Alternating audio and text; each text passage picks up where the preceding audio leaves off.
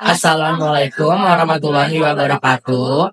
Kami di sini dari kelompok 7 ingin menjelaskan bagaimana cara menganalisa data menggunakan aplikasi Orange Data Mining. Di sini kami akan menjelaskan melalui 3 teknik, yaitu ada klasterisasi, prediksi, dan klasifikasi. Kelompok kami beranggotakan 3 orang, yang terdiri dari saya, Rafalia Aliza, yang akan menjelaskan teknik prediksi. Dan di sebelah saya ada Cordy Hoyeri, yang akan menjelaskan teknik klasifikasi. Dan yang terakhir Edisa Aulia Maksari, yang akan menjelaskan teknik clustering. Assalamualaikum warahmatullahi wabarakatuh. Di sini saya akan menganalisa teknik prediksi status akademik mahasiswa menggunakan Orange Data Mining. Saya mencari datanya melalui website Kaggle. Lalu ini adalah datanya. Setelah itu sini ada 500 data. Setelah itu datanya kita download di sini.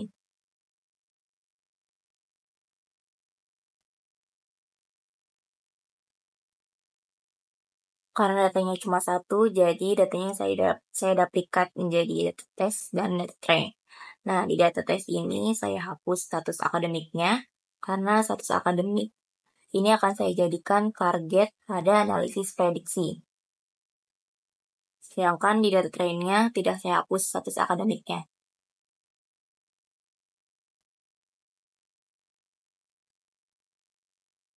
Selanjutnya kita buka aplikasi Orange Data Mining. Kita drag 2 file untuk data train dan data testnya.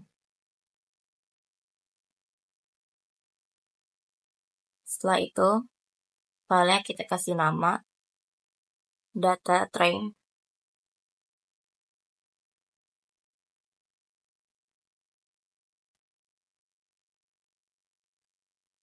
Lalu file yang kedua kita kasih nama data test.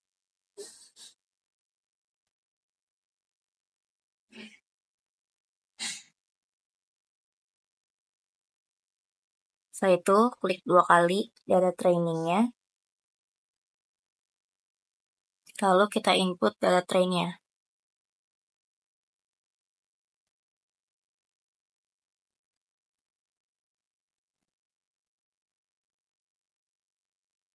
Dan di sini ada fitur-fitur, ada 9 fitur.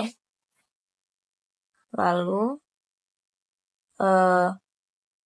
dan 1 meta atribut. Meta atributnya itu nama. Untuk status akademik kita jadikan target.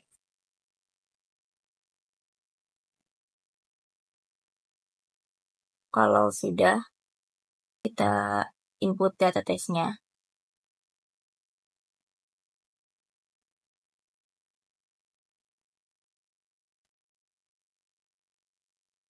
Ini juga sama data testnya. Ada fitur dan meta-metanya.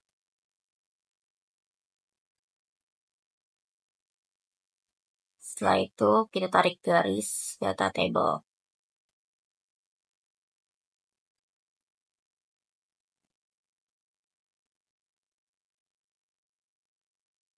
Data table-nya kita klik 2 kali.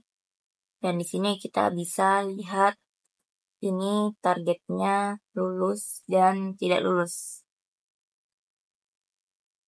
Dan di sini juga ada 0,0% missing values, artinya ada data yang hilang atau kosong. Nah, ini adalah data yang hilang atau kosong di nomor 16. Dan di data test juga sama, ada 0,0% missing data. Setelah itu,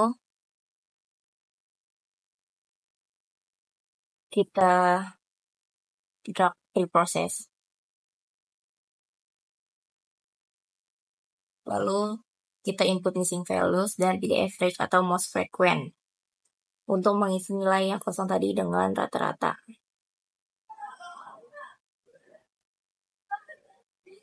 Lalu kita drag table juga. Yang data test juga sama di drag file preprocessnya. supaya data yang hilang nanti bisa diisi dengan nilai rata-rata.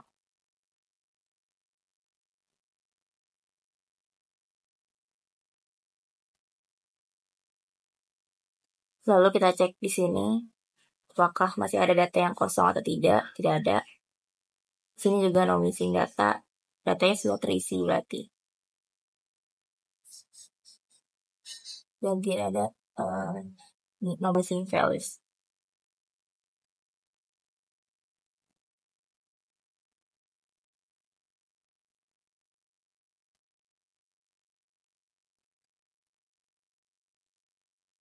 Setelah itu, saya mau menggunakan 4 algoritma. Yang pertama ada naive Bayes. Kita tarik garis ke naive Bayes-nya.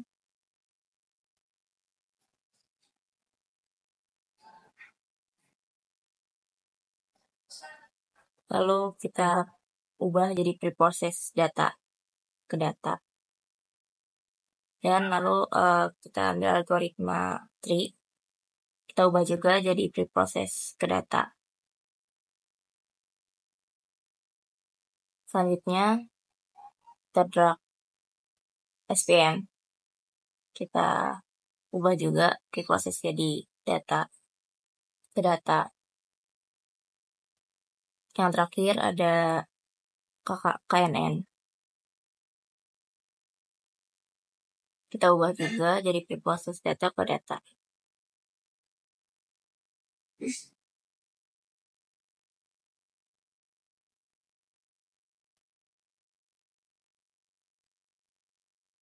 Nah, dari keempat algoritma ini,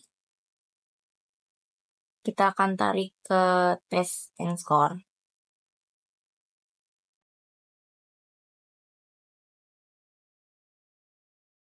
Lalu, preprocessnya juga ditarik ke test and score.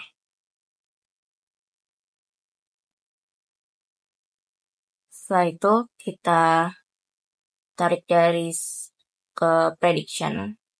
Dari 4 algoritma ini kita sambungkan ke prediction.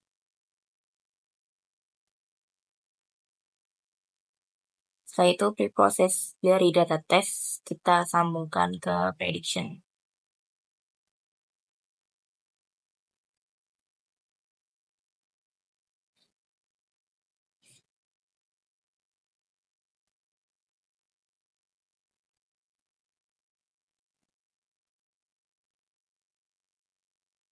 Kita klik test and score-nya.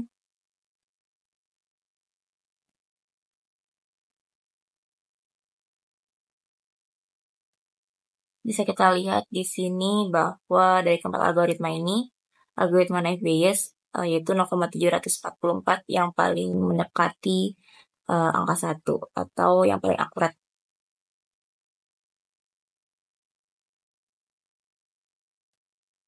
Sedangkan yang lainnya kurang. Lalu ini adalah prediction-nya.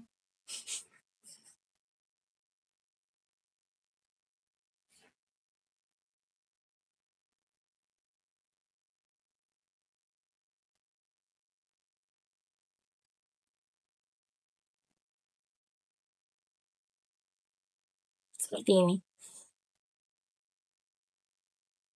Setelah mengetahui hasil test and score dan prediction, kita akan nyambungkan dari data yang sudah di processing dengan exploratory data analysis.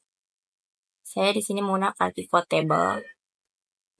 Bisa kita lihat di sini yang total data yang kita miliki ada 500.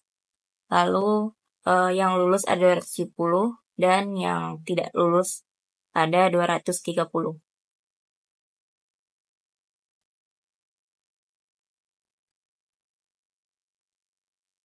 Setelah itu kita drag distribution.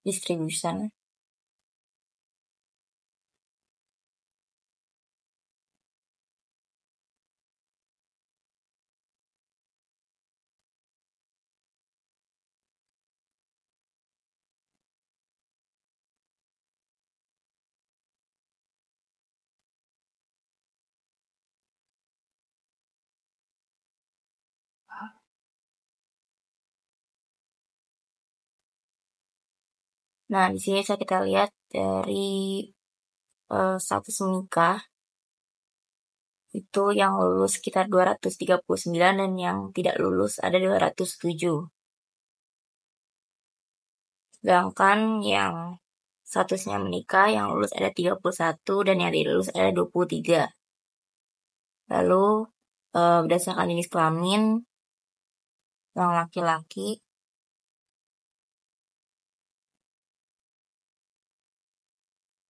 yang lulus ada 146 dan yang tidak lulus ada 107.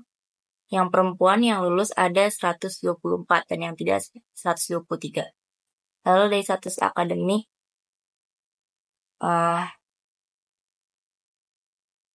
itu totalnya.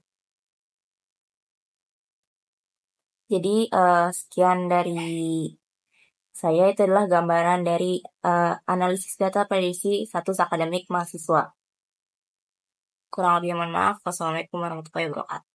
Oke, jadi selanjutnya kita akan menganalisis data menggunakan teknik klasterisasi. Nah, teknik klasterisasi ini merupakan teknik di mana kita mengelompokkan atau mengklasterkan suatu data sesuai dengan karakteristik, daerah, dan lain-lain yang sesuai dengan kelompoknya. Oke, sebelum kita mulai menganalisis, kita harus mencari dulu data yang bisa kita pakai untuk analisis. Ada beberapa web yang bisa kita gunakan, salah satunya Badan Pusat Statistik, Kaggle, dan lain-lain. Dan di sini saya akan menggunakan web dari Badan Pusat Statistik. Langsung kita searching. Nah, kita ambil yang paling atas.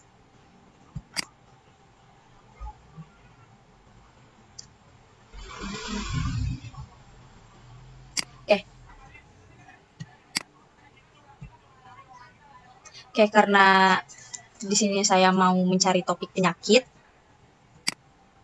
jadi langsung saya cari jumlah penyakit. Nah, di sini ada beberapa data yang bisa kita gunakan. Kita cari saja dulu yang mau kita pakai. Di sini saya mau memakai data kasus penyakit menurut provinsi dan jenis penyakit tahun 2018.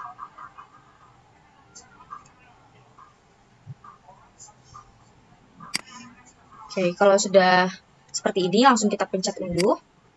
Nah, di sini ada dua tipe yang bisa kita gunakan. Nah, saya akan menggunakan tipe yang CSV.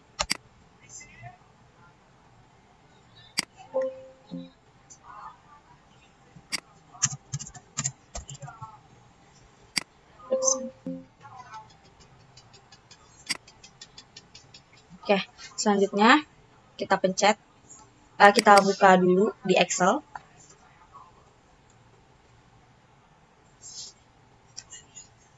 Oke, nah ini data yang akan kita gunakan. Sebelumnya kita scroll dulu ke bagian paling bawah.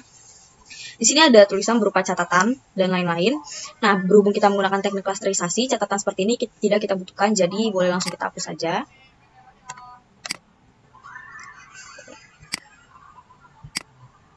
Nah, selanjutnya di sini ada tulisan Indonesia, dan sepertinya ini adalah kalkulasi dari seluruh data provinsi yang ada di atasnya. Jadi karena kita mau melihat provinsi-provinsinya, lebih baik data Indonesia ini kita hapus juga.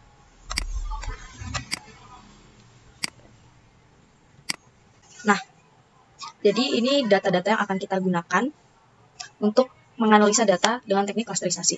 Nah, setelah tadi kita sudah mendownload data yang kita butuhkan, kita langsung saja masuk ke aplikasi Orange Data Mining. Lalu step pertama itu di bagian data kita klik file. Nah, lalu kita klik 2 kali di bagian file. Nah, kita pilih gambar file ini, kita klik, lalu kita pilih file yang baru saja kita download. Nah, kita klik open, lalu kita scroll ke bawah. Untuk bagian provinsi, ini type-nya categorical dan role-nya filter, ini sudah sesuai. Lalu kita langsung saja pencet close. Lalu kita tarik garis dari file ke data table. Nah, kita klik 2 kali di bagian data table.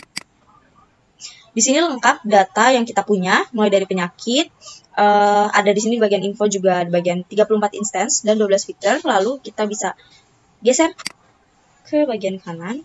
Nah, di sini ada 2 data yang kurang lengkap. Nah, 2 data ini harus kita singkirkan saja atau kita abaikan saja. 2 data ini adalah penyakit tetanus dan juga infeksi menular. Nah, cara untuk menyingkirkannya adalah kita close dulu, lalu di bagian file kita tarik garis lagi, kita pilih select column. Nah, kita klik 2 kali. Nah, di sini ada bagian feature dan ada bagian ignore. Nah, data yang tadi tidak kita butuhkan itu kita pindahkan ke sebelahnya. Tadi yang pertama ada infeksi menular, ini kita pindahkan saja. Lalu penyakit tetanus ini juga kita pindahkan ke data yang diabaikan. Lalu kita klik close. Nah, untuk memastikan bahwa dua data tadi sudah benar-benar diabaikan atau dihilangkan, itu dari select columns ini kita tarik garis lagi ke data table. Nah, lalu klik 2 kali di bagian data table. Nah, ini bisa terlihat perbedaannya ya. Dua data yang tadi kita hilangkan ini sudah benar-benar hilang dan di bagian fiturnya pun berubah dari yang tadinya 12 menjadi 10. Nah, tapi di sini harus kita perhatikan lagi untuk di bagian nilainya atau angkanya ini jangkanya atau skalanya ini sangat berjauhan dari 89 ke 70.000. Nah, ini harus kita normalize atau harus kita ubah lagi datanya agar skalanya itu atau jangkanya itu tidak terlalu berjauhan. Caranya adalah kita close dulu. Dari select columns ini kita tarik garis lagi, kita pilih pre-process. Nah, kita klik, lalu kita klik 2 kali di bagian pre-process. Nah, di sini kita X dulu. Nah, kita pilih bagian normalize feature karena kita mau menormaliskan angka-angka tadi. Jadi kita klik dan kita pilih normalize to interval 0,1. Oke, kalau sudah seperti ini kita klik X. Nah, kita tarik data lagi untuk memastikan apakah nilai-nilai tadi itu sudah berubah. Nah, kita klik 2 kali. Nah, di sini bisa kita lihat bahwa nilai-nilainya itu sudah berubah jangkanya dari 0, ke 1. Nah, kalau sudah seperti ini baru data bisa kita algoritmakan. Nah, dari pre-process ini langsung kita tarik garis lagi kita ambil k-means. Nah, selanjutnya kita klik 2 kali di bagian k-means. Nah, di k-means ini ada number of cluster yang berisikan fix dan from. Fix ini cocok untuk kalian yang sudah tahu ingin mengklasterisasikan data tersebut menjadi berapa. Contoh misalnya kita memilih angka 3, berarti kita mengklasterisasikannya menjadi 3 bagian. Nah, sedangkan from ini cocok kalau kalian masih bingung mau mengklasterisasikannya menjadi berapa bagian. Gitu. Nah, karena saya mau mengklasterisasikannya menjadi 3 bagian saja, jadi saya pilih fix. Nah, kalau sudah seperti ini kita close. Nah, untuk memastikannya lagi, dari k-means ini kita tarik garis, lalu kita pilih data table. Kita klik 2 kali di bagian data table. Nah, di sini ada keterangan jelasnya.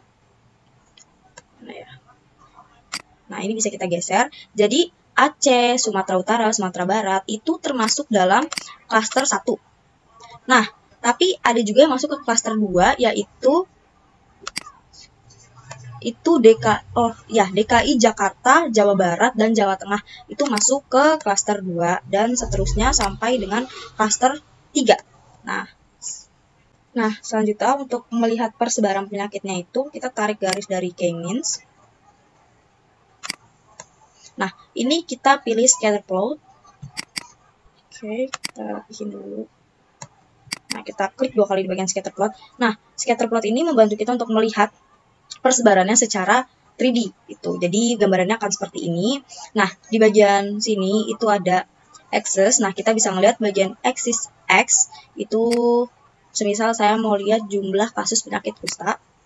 Nah, di sini ada visualisasinya dari titik-titik ini, persebarannya seperti apa.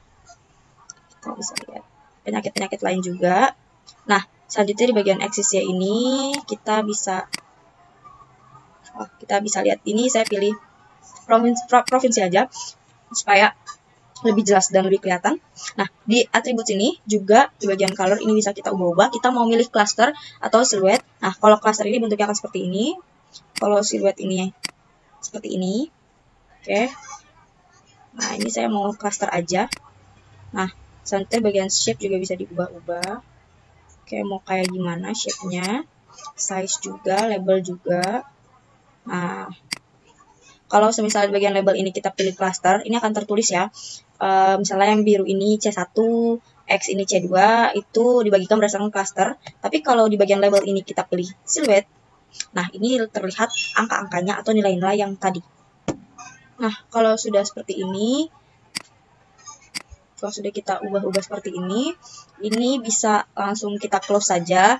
Ini disesuaikan lagi dengan kita mau melihat data yang mana ya. Nah, selanjutnya di bagian k-means, kita tarik garis lagi. Lalu kita pilih box plot. Nah, selanjutnya kita klik 2 kali di bagian box plot.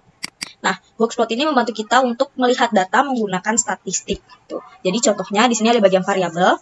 Nah, di variabel ini kalau kita pilih klaster, kita bisa melihat di masing-masing klaster ini ada berapa jumlah provinsi.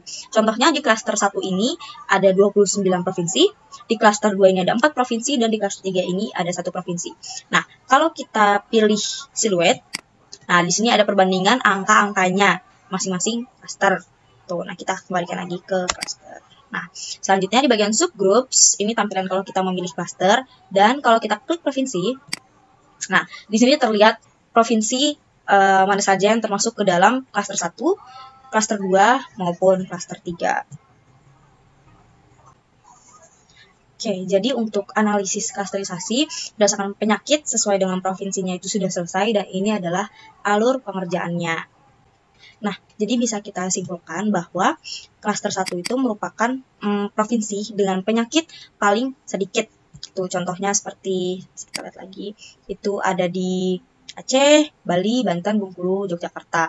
Lalu untuk provinsi yang lumayan banyak penyebaran penyakitnya itu ada di DKI Jakarta, Jambi, dan kalau untuk klaster 3 atau yang paling banyak itu ada di Papua. Oke, kita close. Nah, jadi itulah proses analisis menggunakan teknik klasterisasi. Oke, selanjutnya kita akan menganalisis data menggunakan teknik klasifikasi. Klasifikasi adalah metode untuk membagi data ke dalam beberapa kategori atau ke beberapa klaster gitu. Oke, sebelum menganalisis, kita sekarang cari datasetnya dulu. Pertama, masuk ke Google Chrome.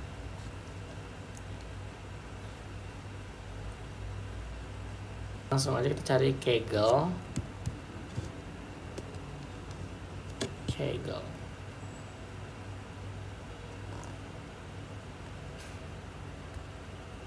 langsung aja Kaggle yang ini.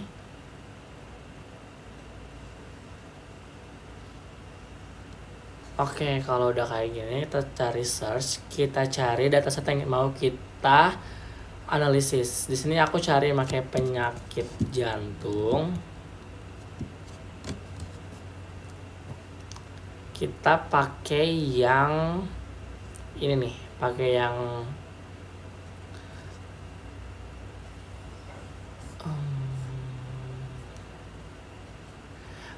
ini, yang Dirga Halim Susilo. Yang kedua, jadi kita sekarang ini kita pakainya yang klasifikasi penyakit jantung. Langsung aja kita klik.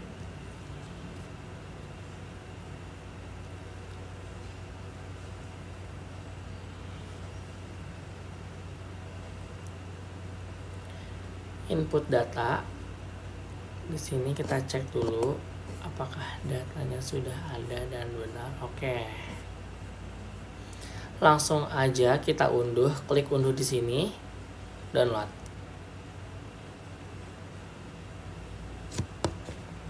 Oke, kalau udah ke download, kita cek dulu lewat file. Ada di download.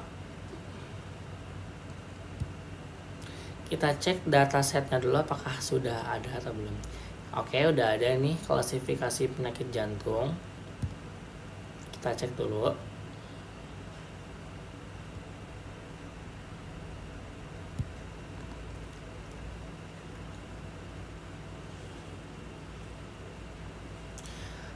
Oke, ini udah benar semua. Oke, kalau udah benar, kita langsung masuk ke orange-nya. Oke, kalau udah masuk di orange, kita langsung klik new. Kita masukin file. Oke, dari file kita langsung pilih filenya yang tadi kita udah download datasetnya, masukin langsung di sini klasifikasi penyakit jantung. Open. Oke, kalau udah kita cek di role-nya, bagian role ini harus udah menjadi target. Oke, kalau udah target, kita langsung aja apply.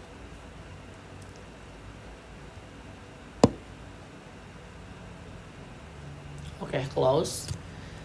Oke, dari file langsung tarik ke data table.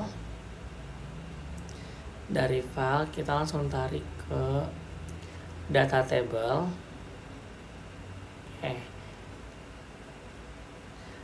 Habis itu langsung tarik lagi ke preprocess. Kalau sudah, kita klik dulu preprocessnya. Kita langsung input missing values. Ini yang pilih yang average most frequent. Oke, ini udah. Jadi langsung aja kita close. Oke, kalau udah, dari preprocess ini kita tarik ke data table kedua. Nah, dari preprocess kita langsung tarik ke 4 algoritma, yaitu yang pertama ada, kita tarik ke Naive Bayes. Oke. Ini kita ubah dulu dari preprocess data ke data. Jadi kita silang, ubah ke preprocess data ke data. Klik oke. Oke. Yang kedua, tarik lagi.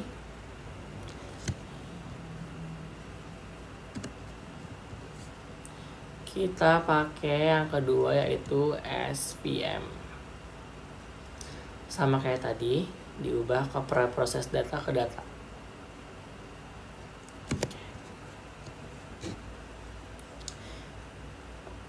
Terapin dulu.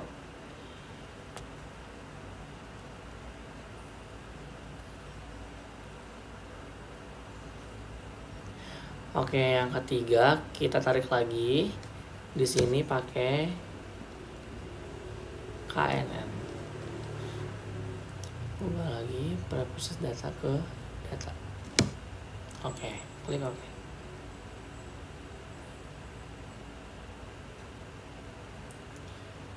Oke, yang terakhir kita pakai, tarik lagi dari preprocess, kita pakai tree. Masih sama, ubah dulu ke preprocess data ke data. Oke, kalau udah 4, sini aku rapiin dulu.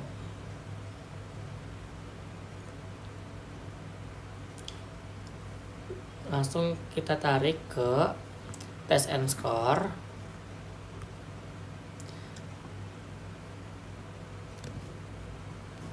Habis itu dari preprocess kita tarik lagi ke prediction.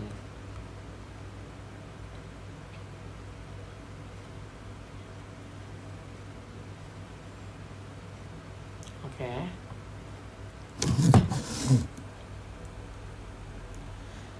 Nah, dari sini kita tarik dari 4 algoritma ini ke test and score dan ke prediction.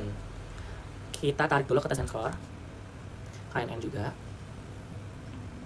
SPM juga, Naive Bayes juga. Oke, apa nih, pencet nih, ya kan? Dari tree kita tarik lagi ke prediction, KNN juga tarik, sama kayak tadi, keempat algoritma tadi kita tarik semua ke prediction. Oke, kalau udah, rapin dulu, ulang lagi. Oke, di sini kita cek data table yang pertama tadi. Di sini udah benar hard disease, jadi harus hard disease di sebelah edge ini. Oke, kalau udah, kita cek yang satu lagi, apakah sama?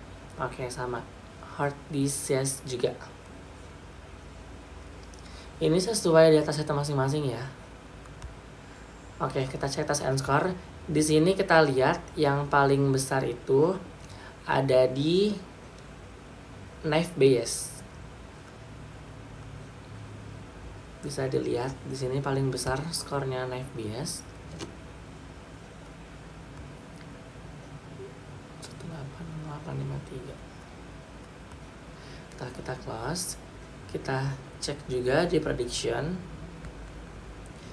Di sini yang paling besar adalah tree.